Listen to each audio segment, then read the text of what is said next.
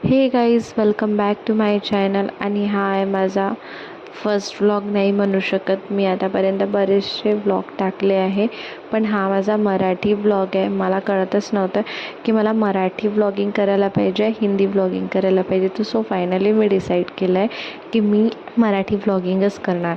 तर हा माझा मराठीचा फर्स्ट व्लॉग आहे. आणि तुम्ही पण मला सांगा की माझा मराठीचा व्लॉग चांगला आहे की हिंदीचा, त्यापुढे मी कंटिन्यू करणार. तर आज तर फायनली मी मराठी व्लॉगिंगच केली आहे.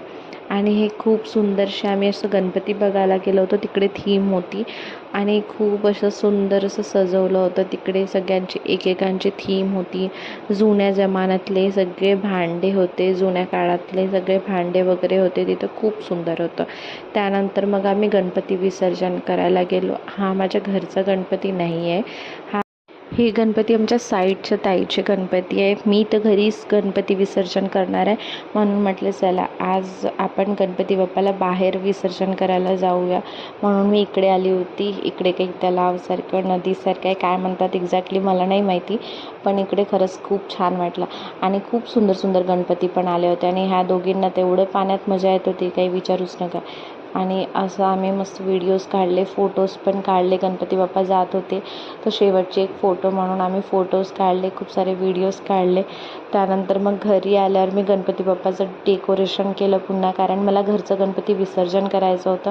म्हणून मी असं सुंदर असं डेकोरेशन केलं, रांगोळीसुद्धा काढली आणि टपामध्ये फुलं वगैरे टाकून मस्त असं डेकोरेशन केलं.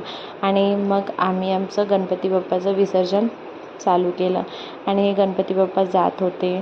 खरंच खूप बेकार वाटत होतं, पण चांगलं पण वाटत होतं. चांगलं म्हणजे हे की गणपती बाप्पा डेकोरेशन खूप सुंदर झालं, आणि बेकार म्हणजे हे की गणपती बाप्पा जात होते. पण ठीक आहे. असं आम्ही मस्त छान डेकोरेशन वगैरे केलं. मग आरतीसुद्धा केली, आरती वगैरे झाली. मग गणपती बाप्पा आमचे काही टपामध्ये जात नव्हते. मग म्हटलं आता काय करायचं, म्हणून आम्ही वेळेवर मग गणपती बाप्पाला टँकमध्ये घेऊन गेलो आणि तिकडे विसर्जन केलं. तिकडेसुद्धा खूप छान अरेंजमेंट केली होती, पण तरी कुठे ना कुठे थोडं अंधार तर असते. आणि जवळ एवढं काही उजेड नसते, त्यामुळे व्यवस्थित व्हिडिओ काही आला नाही. आणि असं मग आम्ही गणपती बाप्पाचं विसर्जन केलं. खरंच खूपच बेकार वाटत होतं. आणि आमचे गणपती कसे वाटले ते नक्की सांगा आम्हाला. हे सगळं तुम्हाला डेकोरेशन बघायचं असेल तुम्ही ह्याच्या आधी पण एक व्हिडिओ टाकला आहे, तुम्ही तिकडे जाऊन बघू शकता. मी लिंकसुद्धा टाकेन, तुम्ही तिकडे पण जाऊन बघू शकता गणपती बाप्पाचं डेकोरेशन कसं केलं आम्ही आणि कसं गणपती बाप्पाला रेडी.